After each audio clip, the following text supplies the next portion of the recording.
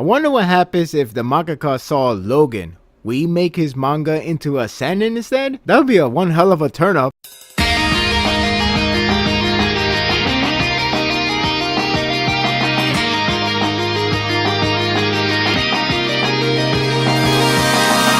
It's good to see the mangaka back at working, though I wouldn't mind him taking more time off, especially considering the schedule. That said, the chapter shows a return form of his talent, as well as brought in a really good tension display of heroes making a decision. This chapter may split the fans in terms of content.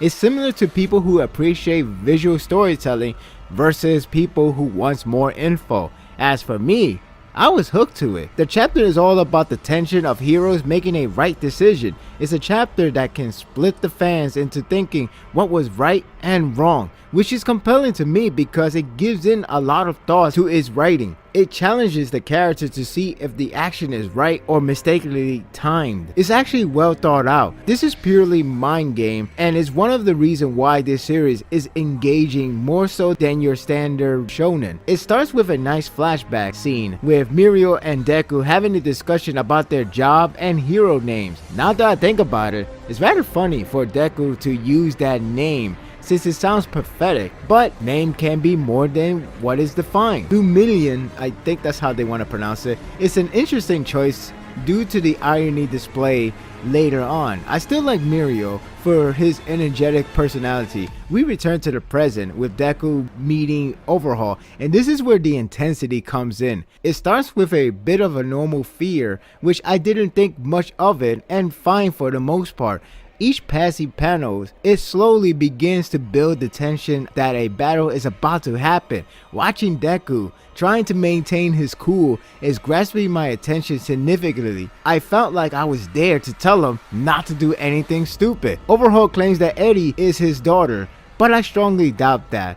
Mirio shows up to help out Deku, which again, I really like this guy. Placing a mask over Deku is smart, since he was giving too much away from his expressions. The mood calms itself down as Mirio and Overhaul talk like normal citizens, bumping each other for a quick chat. When Eri begins to cry and not wanting to go back, this is where it got much worse and much more compelling. It's like a video game with a decision to choose and leads to one pathway differ from another player. Whatever the choice you make is all on you. This bone-chilling atmosphere begins to surround the area and my heart begins to pound. Deku gradually becomes furious of Overhaul's lies and Mirio gradually begs Deku to stop. I was constantly thinking if this is the right call. Yes, Deku wants to save someone, but his scenario is not the best. It's like going to a level 30 secret dungeon as a level 10, yet you have a time limit before it goes away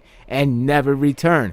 It's crucial. I can't say Mirio is right as well. While it is true that the situation is too dangerous to start a battle, it's also belittling to leave a helpless little girl unsafe. Deku has traits of a hero, but due to the circumstance, he's reacting at a wrong time. Mirio knows his position and what they need to do, but the thought is what he lacks. I can't say he doesn't care, but he's not being persuasive though. Basically, both of them have flaws, so it's hard to really argue on who is right. To make matter worse and terrifying, Overhaul offers them to join along through the alleyway. This is where I start to think, yep, we're fighting. Oh crap, oh crap, oh crap, oh crap. My head starts playing that Dark Knight soundtrack where terror is lurking and is going to get you. The next page was almost hard to turn, but surprisingly, Eri makes her move to avoid the worst. In the end, Deku tried, but if it wasn't for her, things could have gone deep south. The whole tension atmosphere couldn't be done without well-coordinated use of his panel.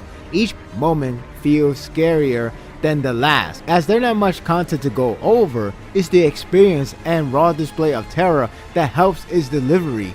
I was pretty engaged for what could have happened. The action could have been ignited, but these types of moments really get you thinking hard. Overhaul maintains his normal expression until the alleyway was creepy.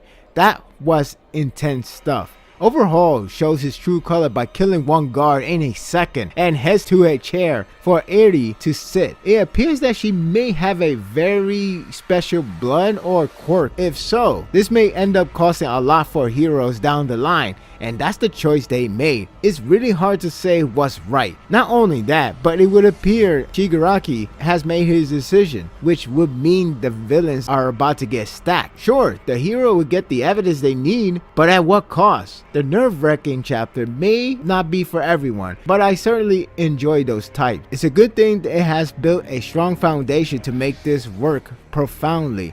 Now, we could only hope their decision won't lead to the worst possible outcome. I'm giving this chapter an 8. It's good to see him back working again, and nothing's really serious about his condition, so that's a relief. As for the chapter itself, it's like I said, it's pretty engaging when you really let yourself get thrilled by his reactions, by his tension, and so forth. This is one of those cases that, yeah, we didn't get that many progress in terms of content, but it's the atmosphere that really helps out a lot. It's not a visual storytelling per se, but it really helped to get you engaged with the characters, to show how much you really care for these characters, how much you really care for the storyline, and that's a good thing if I'm really captivated by his own scenario. What are your thoughts of this chapter? Just how important is Eri is to Overhaul? In fact, how important is she? Because she seems like a key to a lot of things. Some people would say that she could nullify a quirk. I mean, that's the reason why Overhaul's men has this gunshot that pretty much could deactivate quirks or something like that. I don't know if that's the case. It must be very important. Whatever it is, I just hope not helping her doesn't bite back really hard. And that will do it for today's review. I hope you enjoyed this one.